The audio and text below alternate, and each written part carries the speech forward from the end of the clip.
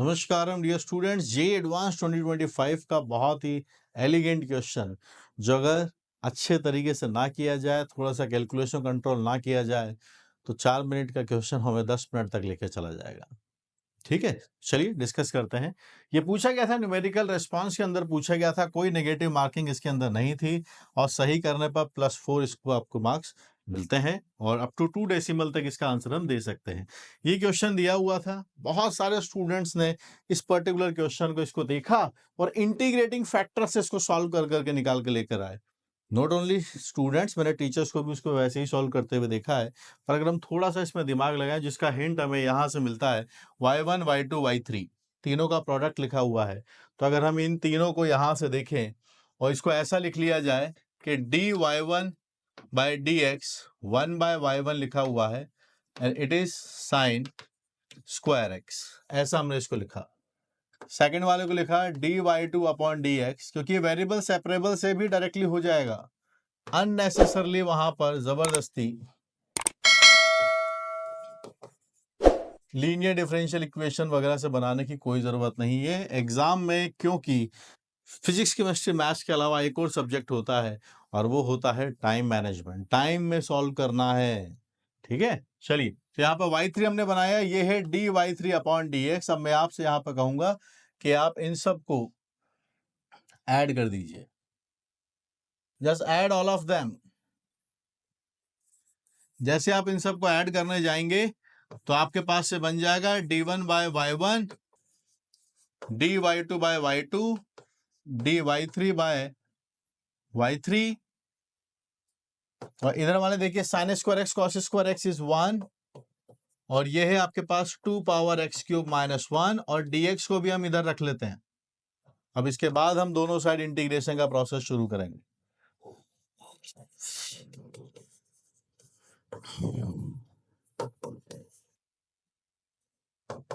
1 से 1 चला गया है, इसको आप थोड़ा देख लीजिए। तो मेरे हिसाब से -1 अपॉन एक्स स्क्वायर प्लस सी आ रहा है। इसका डिफरेंशिएशन करते हैं तो यही बात बनेगी 2 बाई एक्स क्यूब। अब ये जो हम चाहते थे ये हमें मिल गया, लॉग है तो ये सबके सब प्रोडक्ट में आ जाएंगे, y1 y2 y3 -1 upon x square plus c. इससे हमारा टाइम काफी सारा बच गया है, रादर देन हम अलग अलग सॉल्व कर रहे होते उसको। सो डियर स्टूडेंट्स, जे की मैथमेटिक्स अगर आप स्ट्रॉन्ग करना चाहते हैं तो मैथमेटिक्स की जितनी भी ब्रांचेस है, जितने भी सेगमेंट्स है, सबको स्ट्रॉन्ग करना होगा। चाहे बात हाई स्कोरिंग कैलकुलस और अलजेब्रा की हो या फिर उसके बाद जो कोऑर्डिनेट ज्योमेट्री और वेक्टर 3D या हम सबका जो फाउंडेशन है मैथमेटिक्स का पूरा, ट्रिग्नोमेट्री की बात हो, ये पांचों बुक्स रिटन बाय मी ओम शर्मा और पब्लिश्ड बाय पियर्सन पब्लिकेशन की आपके लिए अवेलेबल है। थ्योरी के साथ गिवन है, पीछे एक्सरसाइजेस भी है और कंप्लीटली विद सॉल्यूशन है।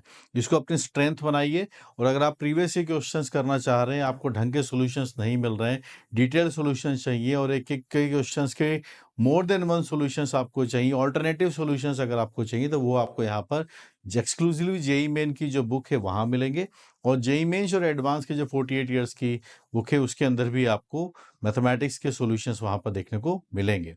और मुझसे पढ़ने के लिए you can definitely install the app Uplift JE app. यहाँ पर एक नंबर भी फ्लैश हो रहा है जहाँ पर आप अपनी मेंटरशिप के लिए मुझे मैसेज कर सकते हैं और यूट्यूब चैनल जहाँ पर ढेर सारे वीडियोस आपके लिए फ्री में अवेलेबल है, फटाफट से आप इस चैनल को सब्सक्राइब कर लीजिए।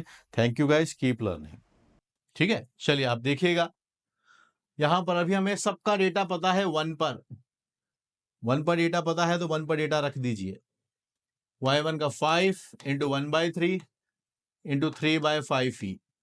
अब 1 रख रहे हैं, -1 प्लस सी, 3 से 3 चला गया, 5 से 5 चला गया, ln e -1। So I am having C का वैल्यू 0 है। तो आप देख सकते हैं यहां से आप y1 y2 y3 को आप इधर लिख पाएंगे e to the power -1 upon x square. लीजिए, ये हमारे पास से डेटा निकल के आ गया कि y1 y2 y3 का जो है प्रोडक्ट तीनों का जो आ रहा है वो e to the power -1 upon x square आने वाला है। अब हमें एक लिमिट यहाँ पर सॉल्व करनी है, मतलब 3 डिफरेंशियल इक्वेशन एक्चुअल में सॉल्व करने की जरूरत नहीं, थोड़ा स्मार्टली देखते हैं, वेरिएबल सेपरेबल से ऐड करते हैं तो फिर ये सॉल्व हो जाएगा। अब यहाँ हमें सोचना है एक लिमिट को सॉल्व करना है। लिमिट के अंदर तीनों का प्रोडक्ट है जो कि इसका आउटपुट एक एक्सपोनेंशियल की तरह आ रहा है, 2x upon e power 3x sine x भी लिखा हुआ है। चलिए इस डेटा को लिखते हैं, limit x tends to 0 plus y1 y2 y3 plus 2x, बस क्वेश्चन लिख रहा हूं ताकि आप एक कंप्लीट सॉल्यूशन की तरफ जाएं। e power 3x and sin x भी आपके पास लिखा हुआ है। ठीक है, चलिए आइए चलते हैं आगे, जिसका डेटा है e to the power 1 upon x square, यहां पर है 2x upon e to the power 3x sin x। Question करते हुए लिमिट्स के अंदर स्पेशली ये पहचानिए कि इनडिटरमिनेट फॉर्म के लिए कौन रिस्पॉन्सिबल है, यहां पर कौन रिस्पॉन्सिबल है।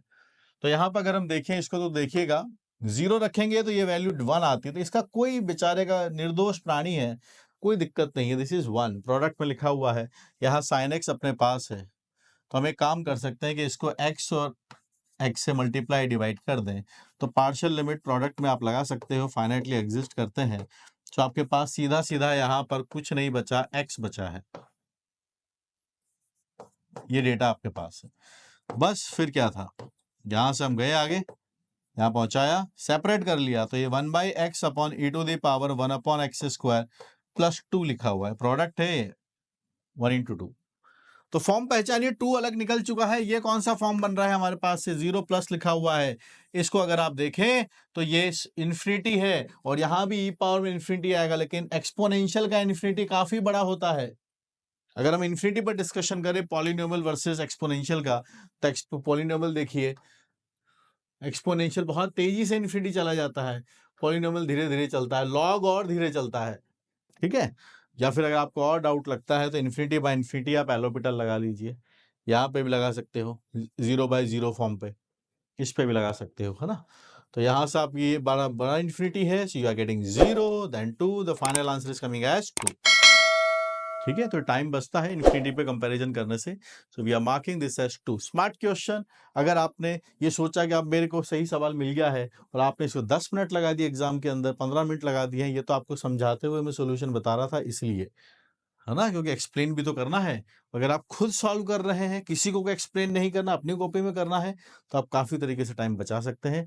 इंडिविजुअली सॉल्व करने से बेटर है कि हम ऐड करके इसको इस तरीके से सॉल्व कर लें। This was one of the finest question, good question solve करना एग्जाम के अंदर, और लास्ट में आते आते लिमिट्स को सॉल्व करना अच्छा सवाल है बनाने के लिए, प्रैक्टिस के लिए। उसकी ढेर सारी प्रैक्टिस आप में जो मेरी अलजेब्रा वाली बुक है, कैलकुलस वाली बुक है, कोऑर्डिनेट ज्योमेट्री, जो भी मैथमेटिक्स की ब्रांच आप चाहते हैं, पूरा मैथमेटिक्स का इकोसिस्टम आपके लिए अवेलेबल है।